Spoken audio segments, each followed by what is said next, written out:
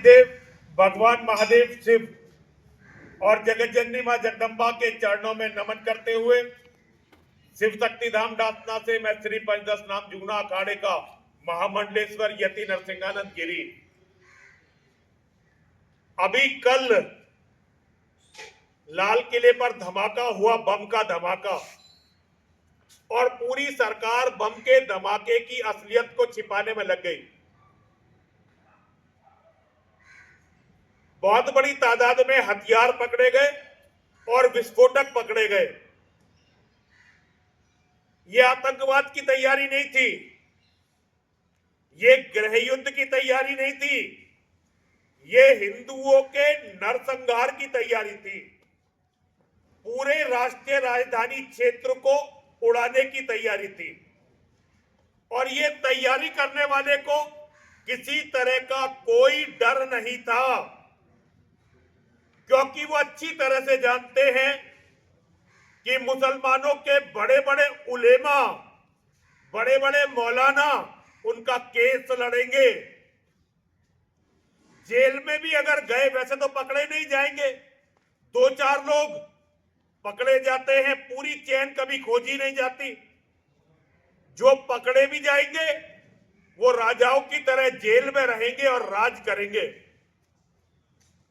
उनके मददगारों को कभी पकड़ा नहीं जाएगा, और एक आध कोई पकड़ा गया तो उससे कोई फर्क नहीं पड़ने वाला, क्योंकि ये नीच और कमीने अकर्मण्य हिंदू उसे हीरो बना देंगे। 1993 में जो मुंबई में बम ब्लास्ट हुआ था, उसका एक महानायक है जिसका नाम है संजय दत्त। संजय दत्त सुनील दत्त और नरगिस का बेटा, 5 टाइम का नमाजी, दाऊद की फ्रेंड लिस्ट में सबसे ऊपर रहने वाला व्यक्ति, जिसकी पत्नी अभी भी मुसलमान है, 5 टाइम का नमाजी संजय दत्त। हिंदुओं ने कितना सम्मान संजय दत्त को दिया। चरित्रहीनता की पराकाष्ठा पर बैठा एक आदमी, जिसकी बायोपिक में गर्व से बताया गया कि उसने 300 से ज्यादा महिलाओं के साथ संभोग किया, जो बहुत ही कम शराब के बिना रहता है, अर्थात ना हिंदू है ना मुसलमान है। हिंदू तो इसलिए नहीं है कि कलमा पढ़ा हुआ है और नमाज पढ़ता है, मुसलमान इसलिए नहीं है कि खुलकर जिना करता है, मुसलमान औरतें भी हैं जिना की शिकार, और शराब पीता है। लेकिन आज हर हिंदू का हीरो है। हिंदू उसे देखते ही एकदम पैरों में लोटपोट हो जाते हैं। और आजकल मैं देख रहा हूं फैशन चल रहा है बड़े बड़े धार्मिक कार्यक्रमों में संजय दत्त को बुलाने का। अरे मूर्ख हिंदुओं, अगर संजय दत्त किसी और देश में होता तो इसे फांसी होती।